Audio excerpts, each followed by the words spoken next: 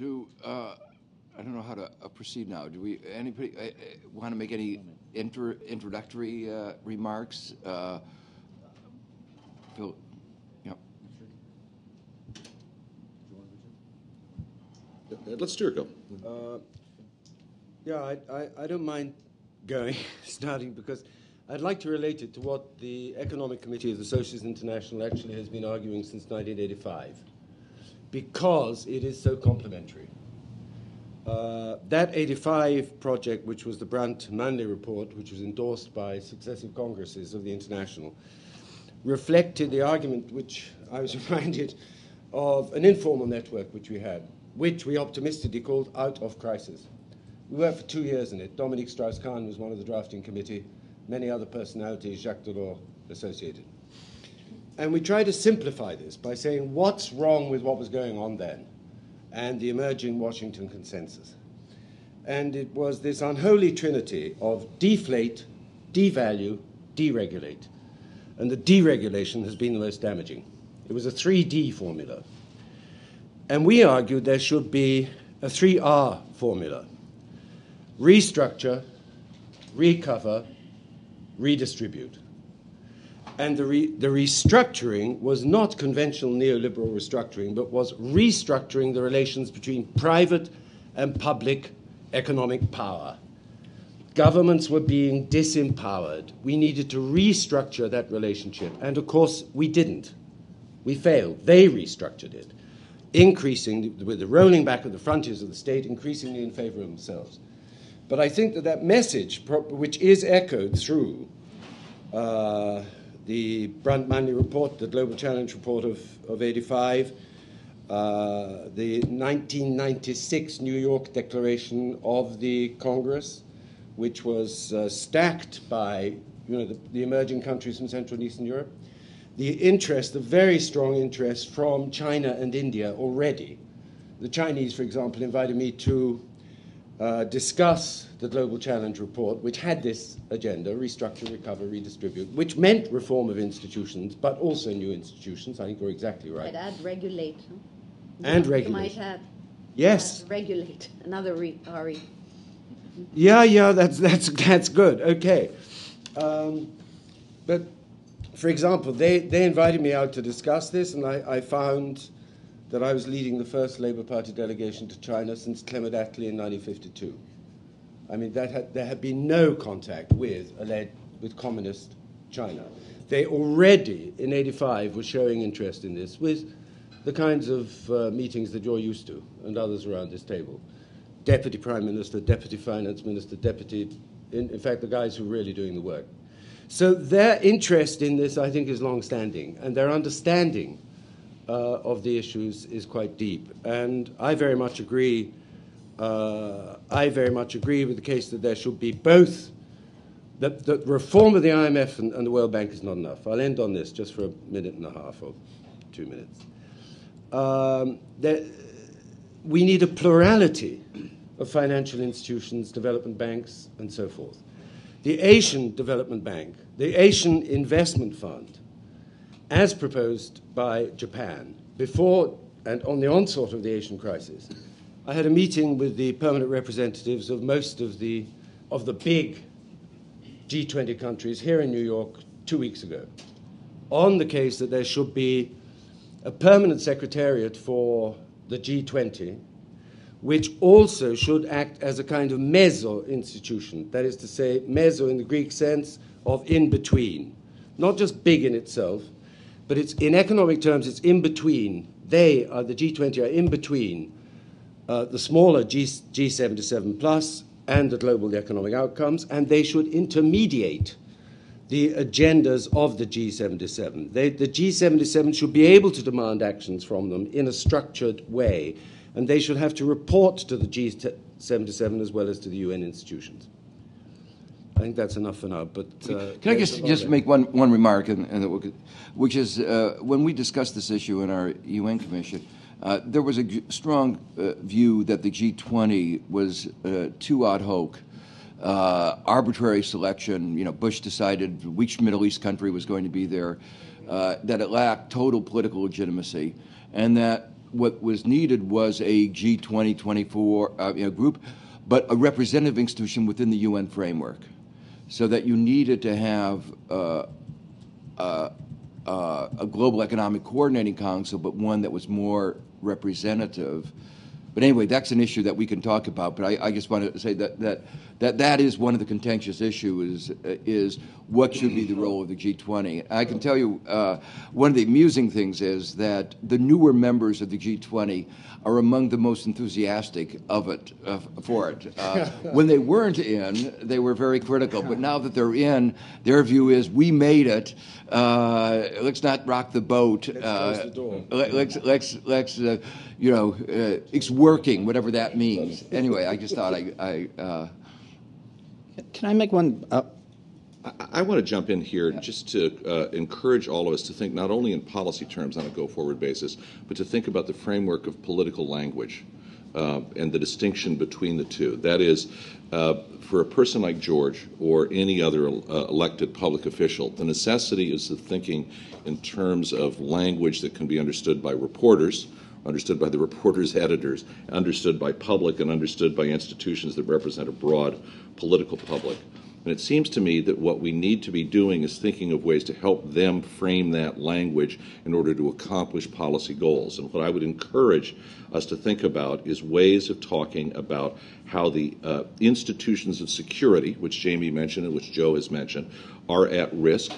In particular, about how pension funds in a country like the United States are in fact part of the problem here, because in the process of privatizing and individualizing pension responsibilities over the last 30 years, we've created a mutual fund industry and a tax-sheltered pension fund Wall Street industry that has been principal investor in many of the very toxic assets that we're talking about, apart from what the commercial banks or the hedge funds have been doing.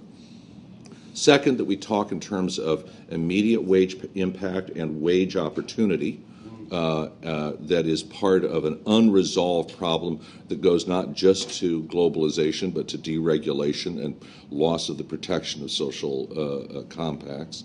And third, that we talk about the burden of public sector debt and the burden of debt generally in a political economic environment in which central bank authorities around the world will not permit the idea of inflation as a solution to the debt burden to emerge. We're not about to enter a William Jennings Byron period calling for bimetallism or rapid expansion of currency volumes as a solution, although de facto it seems to be happening, but because of global wage pressure, the peculiarity of the asymmetries of global wages and production costs doesn't seem likely to set that off as quickly. So again, what I want to do is encourage all of us to try to think of ways that we can linguistically express our policy concerns in ways that people like George can carry them back to his parliamentary constituencies and his voters. I think that's just a comment I'd like to make at the start. Please, when you do take the floor, give us your name for the podcast so we make sure we know who's speaking. Richard Parker, Harvard University. Okay. I just, to help the podcaster, what I'm going to do is not necessarily the best way, but I'll move down this side so that he doesn't have to jump back and forth, and then we'll go to the other side. It's a little bit of an artificial, but I think that will help that process. So why don't we, John? So I'd like to follow up on two. John? I'm sorry. I'm John Giannakopoulos from Yale University, and I'd like to follow up on two of the remarks Jamie Galbraith made.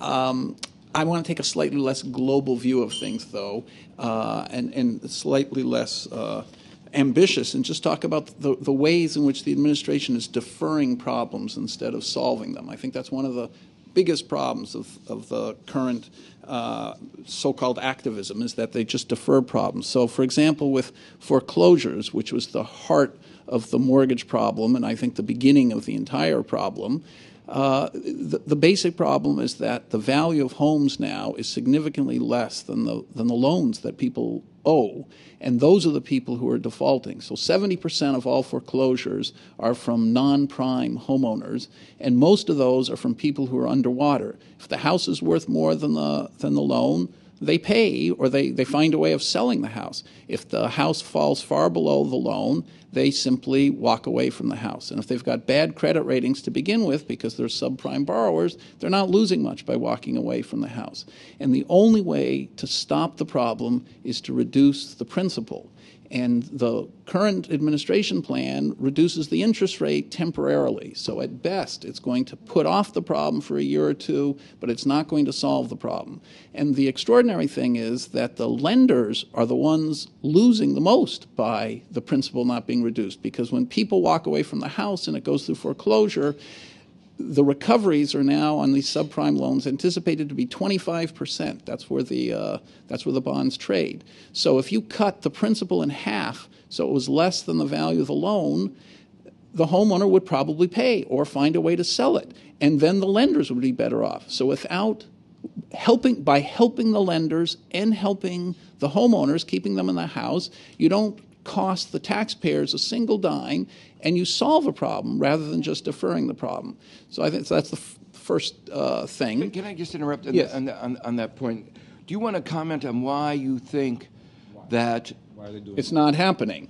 yes, except recognizing the loss. I mean, I think I have a theory, but I think it's important to understand what the explanation of the seeming irrationality. Why would they elect for Right. a 75% loss rather than a 50% loss? Right, exactly. Well, I think there are two reasons. Reason number one is a lot of the holders of the whole loans are banks, and they're marking the loans as if they're still going to get 80 or 90% back. And if they write the principal down by 50%, they have to take an immediate loss, and so immediate, but they're going to lose more in the long run if they don't do that. So why is it that the short run is so much more important than the long run to them? I think there are two reasons for that. They're hoping for a miracle somehow in 2 years, and B, they're hoping the government's going to bail them out. If they just can hang on for a little while, the government will rush in and rescue them. Yeah, I mean, I think that's a critical point. Right. That is correct. It's the government bailout and the gamble that is really distorting you might call rational behavior and having large costs to our society. But there's another reason, which is many of the loans are controlled they're securitized, they're not single loans, so they're in a big package, and the bondholders, the lenders, don't actually have the right to talk to the homeowners. They don't even know who the homeowners are. So instead, the servicers are the ones in charge of negotiating with the homeowners and collecting the money and throwing them out of their houses. They don't own the bonds at all. They just get paid a flat fee. Writing down principal, they're paid a percentage of principal. If they write down the principal, immediately they lose half their fee. And on top of that, if the homeowner sells the house, then they lose the fee altogether. So they want to write down interest and keep the homeowner hanging on for a little while, collecting their fees. They don't want to write down principal. And so the servicers turn out to be the bank. They're all bought up now by our biggest banks, and they seem to have the ear of the administration, and well, we're trying to rescue the banks. The administration's talking all the time to the banks. I mean, I'm not saying this is such a sinister thing. I'm just saying this is how it seems to be happening. The administration's talking to the banks. They're trying to rescue the banks. The banks hold $450 billion worth of these four biggest servicers. Banks hold a huge number of second loans. So if you write down the interest on the first loan, you're basically saving the second loan. And so that's another thing that's happening. And so there's a confluence of reasons why it's more convenient to defer the problem, I think, and to let the banks and the servicers do well than it is to solve the homeowner problem and protect the bondholders, for that matter. And in the long run, I think it's going to be very harmful. So I'm not saying they're not trying. At least this administration is trying to do something. The Bush administration did absolutely nothing. Now they have a plan to reduce interest. It's just not the right plan. It's a defer the problem plan that's going to be very expensive. It's not a solve the problem plan. It's better than no plan at all, which was the previous administration. But I ask you to just add the other dimension, which is there's a real politics here, which is the terror that this administration and Congress are living in of the blowback from voters who are making mortgage payments every month, and the grumbling out there is growing louder and louder by the month of why should we save them?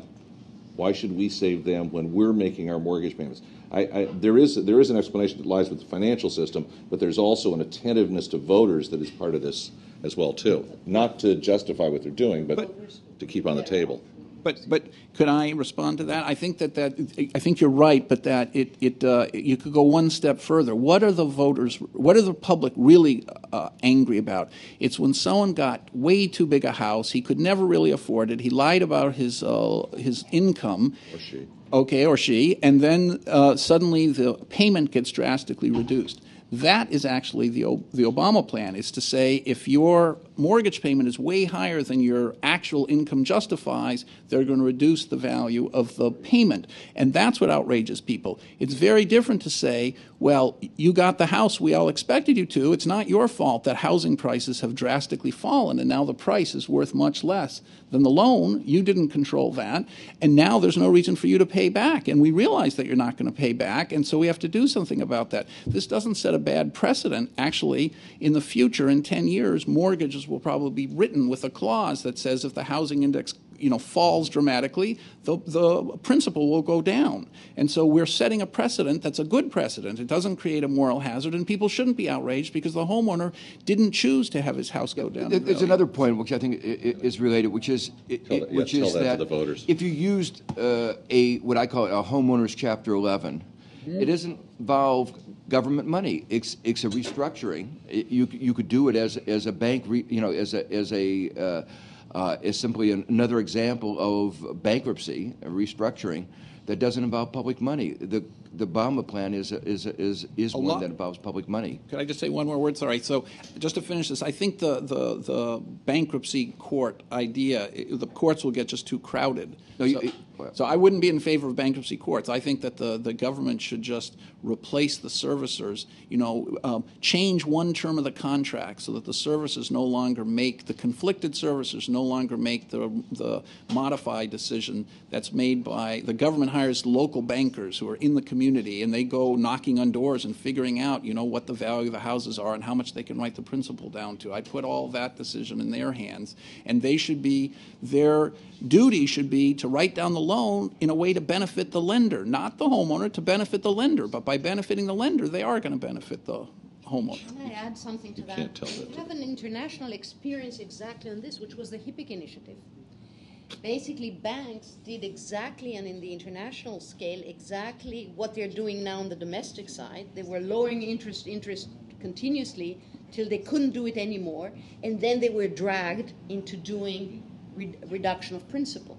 This was exactly what happened on the international scene with the HIPPIC Initiative. It took about 10 years, and there was one major argument, apart from the ones that John said, which was their precedence. They did not want to set a precedence for restructuring of loans in the future. They think that business will continue as it is, and they argue kind of it's the moral hazard argument that. But John's point, I think, is very telling there. He says it actually ought to be a precedent for the better contract. It ought to be a precedent, but they will do it. They are dragged into doing it. They don't want to do it because they want to continue business as usual, and they will be forced to do it. And you're absolutely right. The idea would be the government could put a clause about restructuring of debt, which was with reduction principles as an option, and give incentives for the restructuring of principle. John, you had a second point you wanted to make. I had a second point about the bank lending, and are we saving the banks or are we saving the economy, and giving money to banks isn't going to make them lend. I think I agree with that. There's the crisis we have I call a leverage cycle crisis, that everyone talks about the interest rate and how when you're in times of recession or depression, you have to lower the interest rate. I really don't think the interest rate is the central problem now. I think it's the amount of collateral you have to put up for a loan or the leverage. And so what happens is when the lenders get nervous, they demand a huge amount of collateral, and so it's impossible to borrow. I think no matter how much money we hand to the banks, unless it's trillions upon trillions, they're still going to ask for so much collateral that they'll effectively do no lending. And so it's not going to stimulate the economy. So I think the Federal Reserve has to manage leverage. It should never have allowed all these loans to be written, a house with 3% down, or buying a AAA mortgage security with 1.6% down. That's 60-to-1 leverage. That was ridiculous that we allowed the levels to get that high in 2006. Now that they've been crushed, from 60-to-1 to 1.5-to-1, I think the Federal Reserve has to go around the banks and lend on more generous collateral terms than the banks are willing to do. If it just hands the money to the banks are going to still ask for too much collateral and no loans will be made. And I think actually Geithner and Summers sort of are aware of that, and they're trying to make efforts to go in that direction. It's just much too small a scale. So, I find those points very interesting. I did want to generalize a little bit from them. I think people who don't live in the U.S. should understand there is not only a blowback, as Richard was pointing out from... Jeff, identify yourself for the podcast. Oh, yeah, Jeff Madrick, New School and Challenge magazine. There is a blowback within the political system. There's a blowback within the economics community. Jamie and I were participating in an anti-New Deal all-day conference out of all places, the Council on Foreign Relations yesterday, and I'm assured that the economics representatives, many of them associated with the Minneapolis Fed, do not represent only outliers, but a growing community, arguing the New Deal hurt us, did not help us, and prolonged the Depression. There is serious blowback in the U.S. I just want, as a pre-comment, to make people aware. What do they want to do? The anti-New Deal want to do nothing? There were 4 presentations, Joe. Jamie came in late and made very insightful remarks, but there were 4 presentations arguing that the main cause of the prolonging the Depression were high wages, National Industrial Recovery Act. That if it was that pure, the sort of markets work, any interference upsets those markets. The labor price was an equilibrium price, and if you raise it, it becomes inefficient. And there was no Peter Temin argued effectively against it, I think. I argued passionately against it. I don't know how effective my passion was. I think it was okay. To say that high labor costs undermined investment at a time when industrial production was so far below the 1929 level and capacity was so high and so forth, it's pretty odd argument. But it was the predominant argument of that side. And there were other arguments along those lines. One in particular was that fiscal stimulus has only marginally higher than a zero, that the multiplier for fiscal stimulus is only marginally higher than 0. Probably 3 or 4 economists from that side.